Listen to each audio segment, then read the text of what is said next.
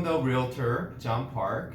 We're doing Yellow Belt class number 2 with Kay Watson, one of my mentors. Today we're going to talk about surveys and ILCs. I know it's a very competitive market right now and we're waiving everything, waiving inspections, appraisals, even ILCs, but Kay stopped me and said, you got to understand ILCs. So here we go. So, all right. Kay, can you tell us why we need to maybe recommend ILCs? Okay. Yes, John, I think it's very important that we talk with every buyer about what an ILC is, what a survey is, because we never know who installed the fence, who does the fence belong to. There also could be, if you look at a property, a single family home, you will see that there is maybe they have poured extra concrete to park the RV. Well, does that encroach? And if that has happened since there was an ILC or a survey, then there could be an encroachment. So I always, on a single family property, I always put a date in for the date for the buyer to get an ILC. But I always then put in the additional provisions that it's at the buyer's option if they decide to get it. That way I feel like my liability, I've at least explained it to them, because down the road, if there is a problem with an encroachment, at least I can remember, and they will remember, that I talked about it and it's in the contract that they need to get one. Okay, so how about a brand new property? If it's like absolutely brand new, you're buying a new build, new home, do you still recommend ILCs for those? Well, the builder is supposed to give you an ILC. There you go. And so you would have one. And so usually if you can get the original ILC, that's fine. But did the builder put the fence in?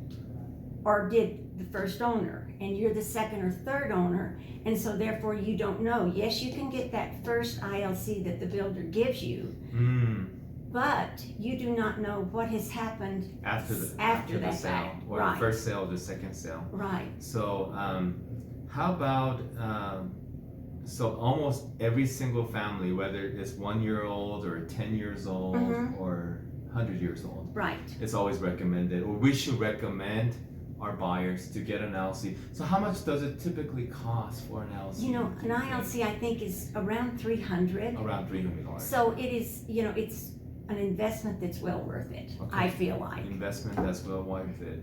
So for our issue, so where in the contract do you put that in? Okay, I put the date in, and I give it enough time.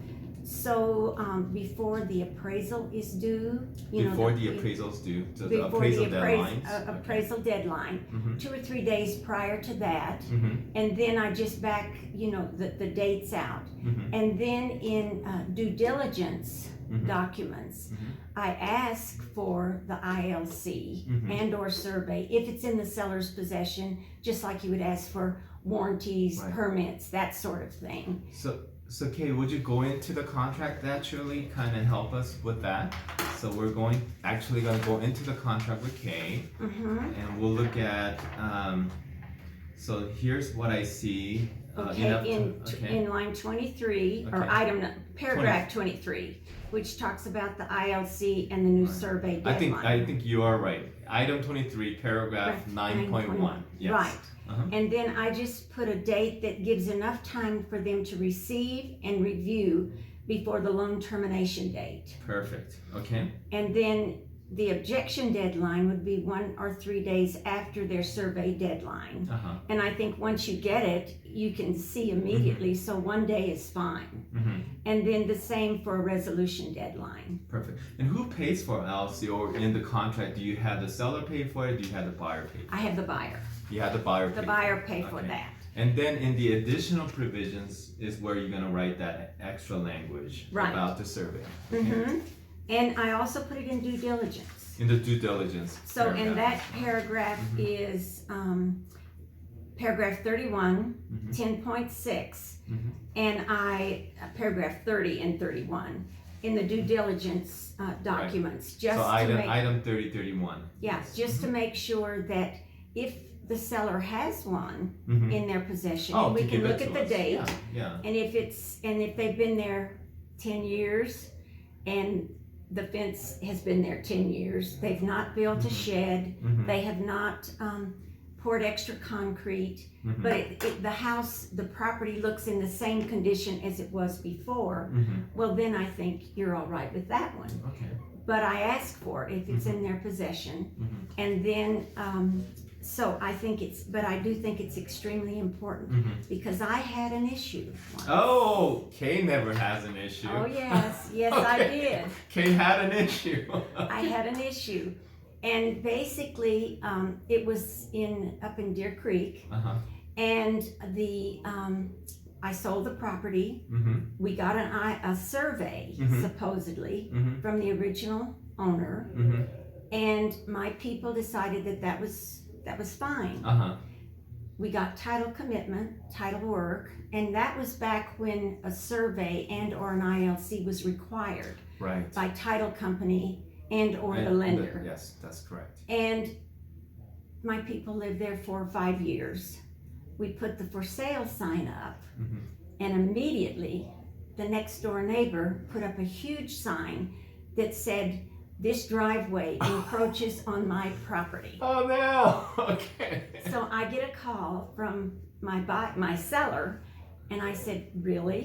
So immediately, knowing that the title company and the lender required it, and they accepted the original survey. I call the title company. They immediately sent out a surveyor. They surveyed it, and sure enough, the way the road bent, that little part of that curve was on the neighbor's property. So the title company paid the neighbor, and then that piece of property was deeded. But that was my experience. Good lesson It was a for good all lesson. of us. Yeah. So I think any time that you have one of those, luckily I was kind of covered, because I had done my due diligence and had depended upon the title company, the survey, but it was, the title company did their job. Right. Great. So we're gonna go ahead and go into maybe the additional provisions language and stuff like that. Okay. But yeah, would you go over that language?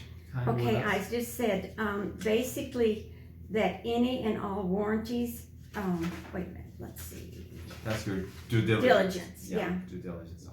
Okay, basically, I'm sorry, John, I don't put it in additional provisions. Okay. I put it in the due diligence. Due diligence. And I just say that any and all warranties on appliances, roof, furnace, AC, any permits for repairs or additions to the property, and an ILC or survey that is in seller's possession.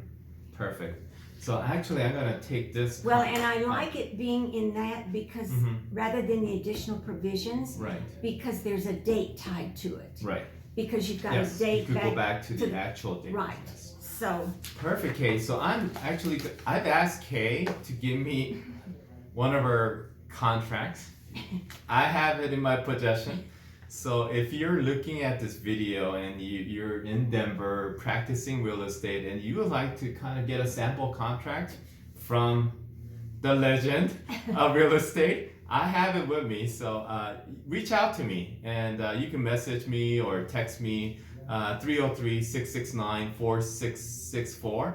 And our lovely Kay said you could share this with other realtors. Absolutely. So I would love to share her entire contract with you so we could all learn together. So, hey, thank you for watching. Have a great rest of the day and the week.